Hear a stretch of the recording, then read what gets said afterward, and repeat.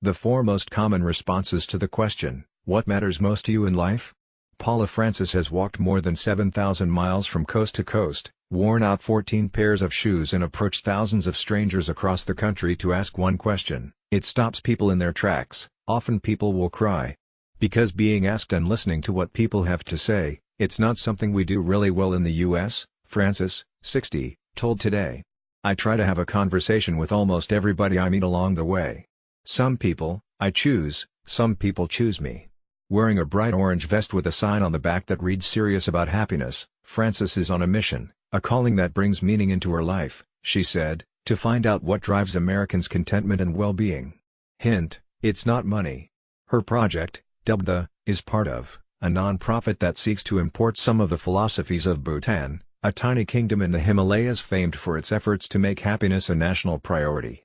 Gross national happiness is more important than gross domestic product.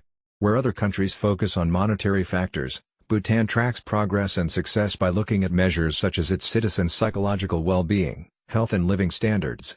Impressed by the concept, Francis co-founded Gross National Happiness USA to move towards a similar economy grounded in here.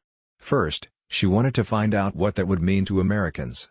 To hear out what those measures would be for the people here in the US, it made sense to ask people, she said. So she started walking. The Happiness Walk launched in 2012 when she began her trek on foot from Stowe, Vermont, and walked in segments to the Pacific Ocean, arriving in Seattle in May 2018. This summer, Francis was back in Seattle to start closing the giant circle. She turned east to begin the second half of the cross-country walk, making it to Salt Lake City, Utah, in the fall before taking a break for the winter. Francis plans to be back on the trail this spring so she can return to New England in the fall of 2019. Here are the top responses after the first half of the Happiness Walk. Material well-being and money were mentioned by fewer than 3% of respondents, she said. Francis carefully records all of the answers to be fully analyzed when the Happiness Walk is over.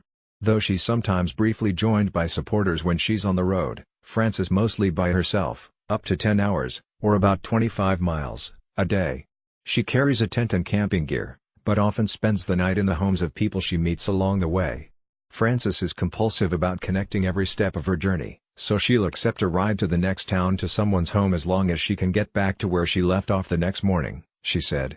The Happiness Walk has been an amazing journey for her own physical and mental well-being, too. She learned she can be self-sufficient, confident and able to trust her gut. I am probably healthier today at 60 than I was when I was 50. I feel great, Francis noted. I've learned not to be fearful and I think that's something a lot of us have to work on.